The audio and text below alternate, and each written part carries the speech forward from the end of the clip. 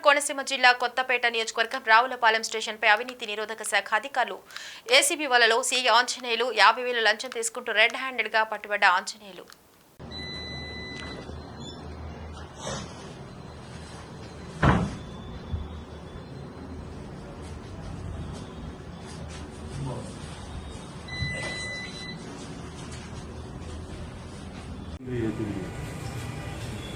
అంటే కేసులో పేరు లేకుండానండి ఎందుకని డిమాండ్ చేసింది? అంటే ఆ కేసు ఇంకా ఛార్జ్ షీట్ కోర్టులో ఇంకా డిస్పోజ్ అవ్వలేదు.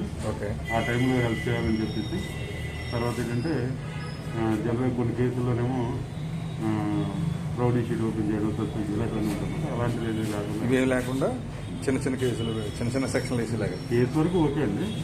ఫర్దర్గా ఇంకా ఏమైనా ఓకే సార్. ఈ పేరేంటన్నా? శ్రీహర్ రాజు అండి, ఏసీబీ రాజమండ్రి.